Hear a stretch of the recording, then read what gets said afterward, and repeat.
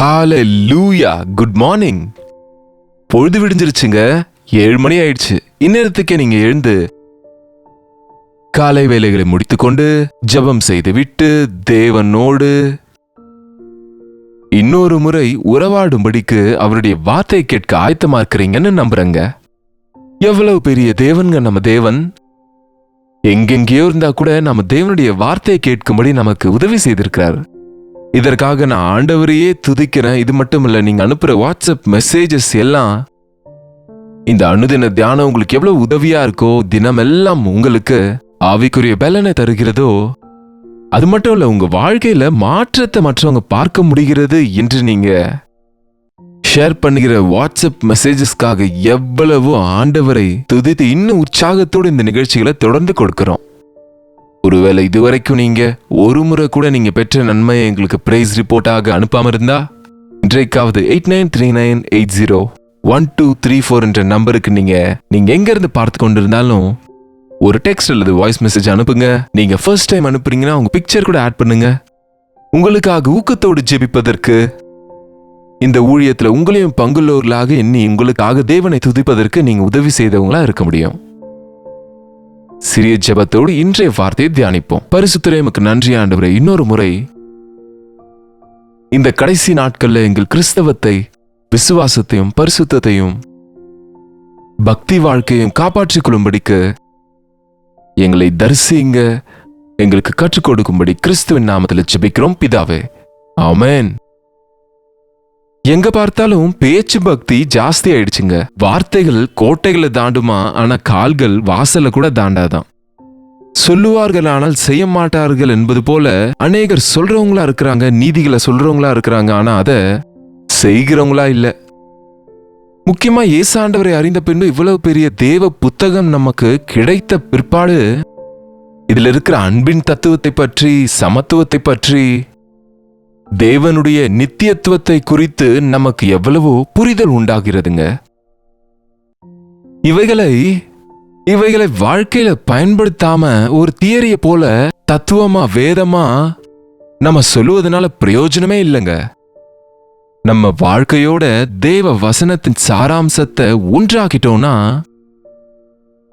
அந்த வார்த்தையின்படி நம்ம வாழ்வோமானா ஆண்டவரின் மகத்துவத்தை உலகம் புரிஞ்சுக்கோங்க. கொலோசியருக்கு எழுதின நிருபம் 3ஆம் அதிகாரம் 12ஆம் வசனத்துல, ஆகையால் நீங்கள் தேவனால் தெரிந்து கொள்ளப்பட்ட பரிசுத்தரும் பிரியருமாய், எப்படிங்க? தேவனால் தெரிந்து கொள்ளப்பட்டவங்களா, பரிசுத்தம் உள்ளவங்களா, பிரியருமா, தேவனுக்கு இஷ்டமானவங்களாக நீங்க உருக்கமான இரக்கத்தையும் தயவையும் மனத்தாழ்மையையும் சாந்தத்தையும் நீடிய பொறுமையும் தரித்துக் கொள்ளுங்க. சாதாரணமா பக்தி என்றாலே வெள்ளையான வஸ்திரங்களை போட்டுக்கோங்க, கழுத்துல பெரிய கிராஸ போட்டுக்கோங்க, காவி உடைய போட்டுக்கோங்க, மணிகளை அணிந்து கொள்ளுங்க, கருப்பு உடைய போட்டுக்கோங்க, சிவப்பு உடைய அணிந்துக்கோங்க என்று அந்த பக்தியின் வேஷத்தை நம்முடைய வஸ்திரங்களை காண்பிப்பதற்கு வகை வகையா நம்ம எல்லாரும் முயற்சிக்கிறோம். ஆனா நம்ம மேலோட்டத்தை வைத்து இல்லைங்க, நம்முடைய அந்தரங்கத்துக்குள்ள இருக்கிற பக்தியை நாம பிரபலப்படுத்தணும், நம் மனது பேச்சு கிரியைகளின் மூலமா. அதற்காக தான் நாம உடுத்திக் கொள்ள வேண்டியது உருக்கமான இரக்கத்தை.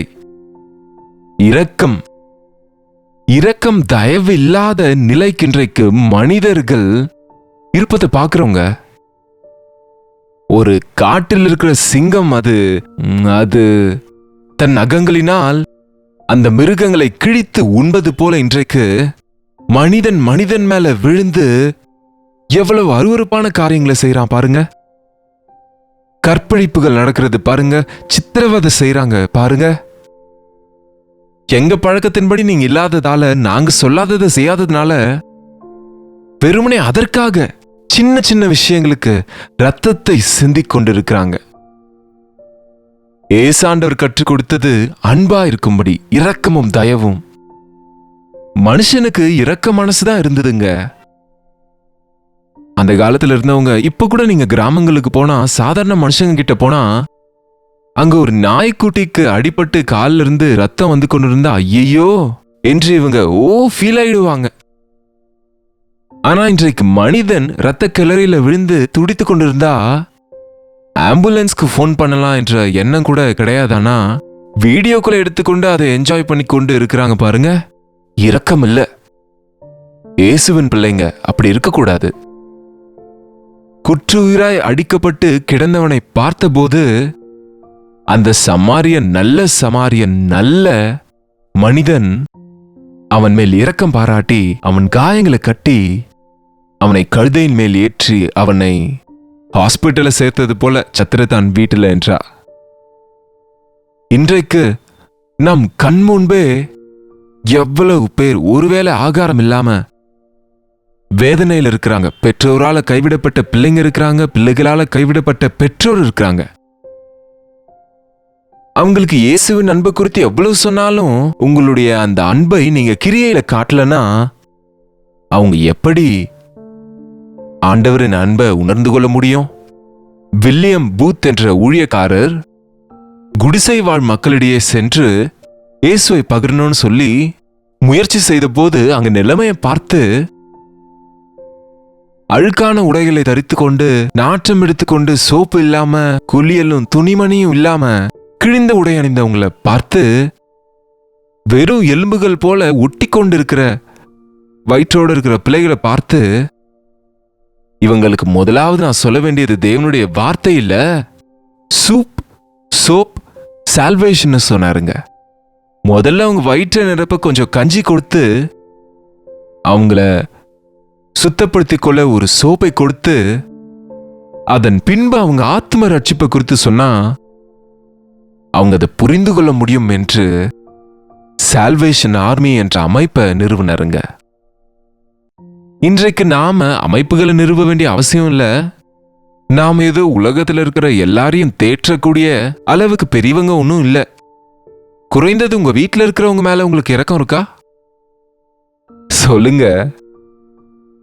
வீட்டை பார்த்துக்கொள்ள உங்க மனைவி அவ்வளோ கஷ்டப்படுறாங்களே, இரவும் பகலும் சமைத்து கொடுத்து கழுவி வைத்து துடைத்து எவ்வளவு கஷ்டப்படுற மனைவி மேல இரக்கம் இருக்கா?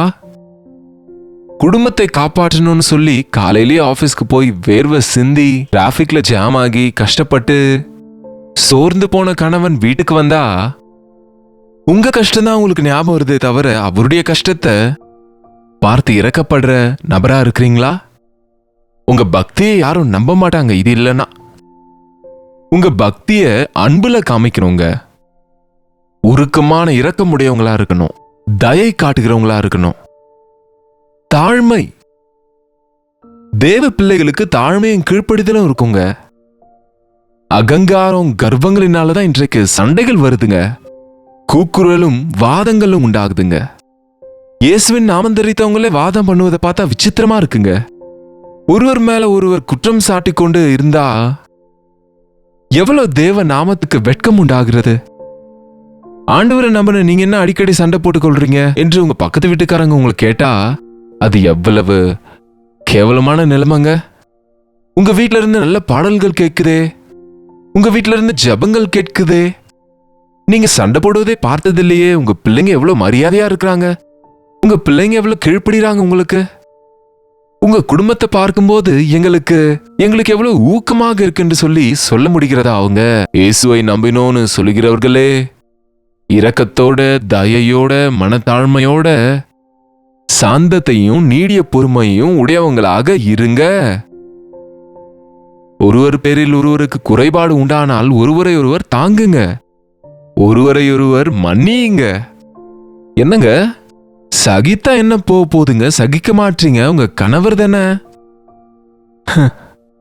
எவ்வளவு காலம் சகிக்கணுங்க? இதே சொல்றீங்க நீங்கன்னு சண்டைக்கு வந்தாங்க ஒருத்தவங்க என்கிட்ட. என்னங்க ஆனா சகித்துக்கோங்கம்மா என்று சொன்னா அதே சகோதரி ஜெபித்து கொண்டு ஒரு நாள் சொன்னாங்க, நீங்க சகிக்க சொன்னதுனால அன்றைக்கு பொறுத்து கொண்டதுனால என் குடும்பத்தை கட்டி கொண்டேங்க, நானு என் கணவனை மாற்றிக்கொண்டேன்னு சொன்னாங்க.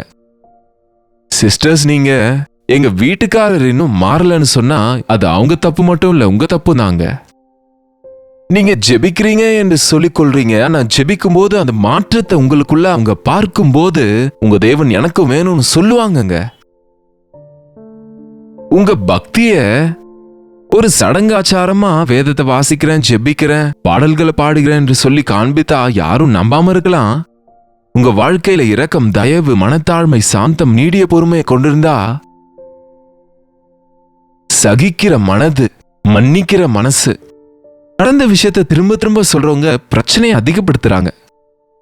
முடிந்த விஷயத்தையே திரும்ப திரும்ப சொல்லிக்கொண்டு எடுத்துக்கொண்டு இருந்தா எப்பயோ ஒன்று செய்தாங்க அவங்க, அல்லது யாரோ ஒரு நபர் உங்களுக்கு தீங்கு செய்தாங்க, ஒருவர் மூலமா நஷ்டம் உங்க வாழ்க்கையில எப்பயோ நடந்துச்சு. இனி அதை குறித்து தான் வாழ்நாள் எல்லாம் நீங்க மன்னிக்காம அதை மறக்காம விடாம இருந்தா, அப்புறம் நான் ஜெபிக்கிறேங்க, நான் வேதம் வாசிக்கிறேங்கன்னு சொன்னா பிரயோஜனம் என்ன இருக்கு? தினமும் வசனத்தை கேட்கிறேன்னு சொல்றவங்களை குறித்து நான் தேவனுக்கு கணக்கு சொல்லுங்க. தினமும் வசனத்தை கேட்கிறேன்னு சொல்றவங்க உங்க வாழ்க்கையை மாற்றிக்கொள்றீங்களா? உங்களில் இருக்கிற அந்த அரகன்ஸ், அந்த அகங்காரம் போயிடுச்சா? அந்த மன்னிக்க முடியாத மனசு போயிடுச்சா? சகிக்கிறவங்களா நீங்க இருக்கிறீங்களா? பொறுத்து கொள்றீங்களா? இன்றிலிருந்து ஆண்டவரை கேளுங்க, இவைகளுக்காக கேளுங்க. ஆண்டவரே, எனக்கு பொறுமையை தாங்க, எனக்கு சாந்த குணத்தை தாங்க, எனக்கு தாழ்மையுள்ள கீழ்ப்படுகிற மனசு எனக்கு நீங்க கொடுங்க, சகிக்கிற மனசு கொடுங்க, மன்னிக்கிற பெரிய மனது எனக்கு கொடுங்க ஆண்டவரே. கேளுங்க, ஆண்டவர் கொடுப்பார். அவர் நமக்கு எடுத்துக்காட்டா இருந்திருக்கிறாரு. நம் ஆண்டவர் சாந்தமுள்ளவர், மனத்தாழ்மையுள்ளவர். அவர் பொறுத்து கொண்டார் துன்மார்க்கர் அவருக்கு விரோதமாய் செய்த காரியங்களை. அவர் மன்னித்தார். பிதாவே, இவர்கள் செய்வது இவர்கள் என்னதென்று அறியாதிருக்கிறார்களே, இவர்களை மன்னியும் என்று. அவர் மனம் இறங்கினார். அவர் மனதுருகி மனம் இறங்கி அவர்கள் மேல அவர்களுக்கு ஆகாரம் கொடுத்தார், நோய்களை குணமாக்கினாரு, அவங்க பலவீனங்கள்ல இருந்து விடுவித்த இவ்வளவு பெரிய ஆண்டவர் என் ஆண்டவர் என்ற போது நான் அவரை போல இருக்கணும் இல்லையா என்ற யோசனை நமக்கு வரணும் இல்லையாங்க? அவருடைய சாட்சிகளை நம்ம வாழணும். அது மட்டுமல்ல, கடைசியா கிறிஸ்து உங்களை மன்னித்தது போல ஒருவருக்கொருவர் மன்னியுங்கள். இவை எல்லாவற்றின் மேலும் பூரண சர்க்குணத்தின் கட்டாகிய அன்பை தரித்துக் கொள்ளுங்கள். இவை எல்லாவற்றின் மேலும் அன்பு என்னும் கட்டை தரித்துக் கொள்ளுங்கள். சர்க்குணத்தின் கட்டாகிய அன்பை தரித்துக் கொள்ளுங்கள். ஒருவன் எவ்வளவு நல்ல உடைகளை அணிந்திருந்தாலும் மேல போடக்கூடிய உடைதான் முக்கியமா காணப்படும்.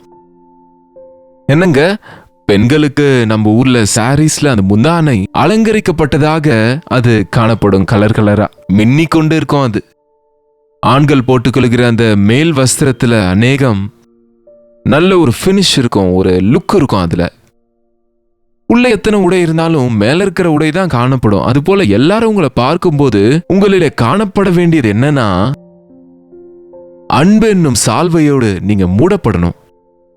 உங்க வார்த்தைகள்ல அன்பு, உங்க கிரியைகள்ல அன்பு, உங்க வாழ்க்கையில ஆண்டவருடைய அன்பை பிரதிபலிக்கிறவங்களா நாம இருந்தாதான் நாம இயேசுவின் பிள்ளைகள் என்று உலகம் அறிந்து கொள்ளும். அந்த அன்பு நிறைந்த ஆண்டவர் எங்களுக்கும் வேண்டும் என்று ஆசைப்படுவாங்க. பேச்சின் பக்தியை விட்டுருவோங்க. நான் ஜெபிக்கிறேன் ஜெபிக்கிறேன்னு சொல்லிட்டு சும்மா இருக்காதீங்க. என்ன ஜெபிக்கிறீங்களோ, ஜெபத்துல எதை ஆண்டவர் உங்களுக்கு வெளிப்படுத்தினாரோ, மறுரூபமாக்கப்பட்ட அனுபவத்தோடு ஆண்டவர் மகிமையை உங்க வாழ்க்கையின் மூலமா மற்றவங்களுக்கு காட்டுகிறவங்களா, தனிப்பட்ட விதத்தில் ஆண்டவரோட உறவாடுவதை நம்ம பழக்கிக் கொள்ளுவோம். ஜெப வாழ்க்கையை உடையவங்களா வாழ்வோங்க. தேவனுடைய வார்த்தையை தியானிக்கும் போது கழுவப்படுவோங்க. வார்த்தை என்னும் தண்ணீர் முழுக்கினால் சுத்தப்படுத்துகிறார் ஆண்டவர். நம்ம வார்த்தைனால நம்முடைய பழைய ஆதாமின் சுபாவம் எல்லாம், கோபங்கள், பொறாமைகள், பகைகள், அகங்காரங்கள் கழுவப்படும்படிக்கு அவருடைய இரத்தத்தின் மூலமா சுத்திகரிக்கப்பட்ட ஒரு வார்த்தையினால பூரணம் அடைந்து அன்போடு அவருடைய சாட்சிகளாக உலகத்துல வாழ்வோம். உங்க வீட்டுல இருக்கிறவங்க உங்க பக்தியை நம்புவது போல வாழுங்க. ஆண்டவர் உங்களையும் உங்க குடும்பத்தையும் ரட்சிப்பாரு. ஜெபிப்போம். பரிசுத்தரே, உமக்கு நன்றி ஆண்டவரே. வார்த்தையின் பக்தியா இல்லாம எங்க வாழ்க்கையில பக்தியை காட்டக்கூடிய சக்தி எங்களுக்கு கொடுங்கப்பா. பரலோகத்தின் தகப்பனாக அன்பின் முழு வடிவமா இருக்கக்கூடிய உம்மை பின்பற்றுகிற நாங்க உங்க அன்பின் சாட்சிகளா இருப்பதற்கு, மற்றவங்களை மன்னிக்க கூடிய, சகிக்க கூடிய, பொறுத்து கொள்ளக்கூடிய, இரக்கம் செய்யக்கூடிய, தாழ்த்தி கொள்ளக்கூடிய உன்னதமான கிறிஸ்து இயேசுவினுடைய இதயத்தை உடையவங்களா எங்களை மாற்றும்படிக்கு கிறிஸ்துவின் நாமத்தில் ஜெபிக்கிறோம் நல்ல பிதாவே, ஆமென். நம்முடைய பிதாவாகிய தேவனுடைய அன்பும் குமாரனாகிய இயேசு கிறிஸ்துவின் கிருபையும் பரிசுத்த ஆவியானவரின் அன்யோன்யமும் ஐக்கியமும் கூடி வந்திருக்கிற நம் அனைவருக்கும் இப்பொழுதும் சதா காலமும் துணையாயிருப்பதாக. ஆமென். தேவனுக்கு ஸ்தோத்திரம். உங்களுடைய ஜெப விண்ணப்பங்களையும் பாரங்களையும் நீங்க எங்களுக்கு 8939801234 நம்பருக்கு ஒரு டெக்ஸ்ட் அல்லது வாய்ஸ் மெசேஜ் மூலமாக நீங்க எங்களுக்கு அனுப்புங்க. அதெல்லாம் நாங்க பார்க்கிறோம், அதற்காக உங்களுக்கு ஜெபிக்கிறோம். அதே போல நீங்க இந்த சேனலை இன்னும் சப்ஸ்கிரைப் பண்ணலனா பண்ணுங்க, ஷேர் பண்ணுங்க. உங்க பெயரையும் ஊரையும் கமெண்ட் செக்ஷன்ல டைப் பண்ண மறக்காதீங்க. கர்த்தருக்கு சித்தமா இருந்தா நாளைக்கு இதே நேரத்துல அனுதின தியான நிகழ்ச்சியில மீண்டும் உங்களை சந்திக்கிறேன். அதுவரை கர்த்தருடைய கிருபை உங்களுக்கு துணையா இருப்பதாக.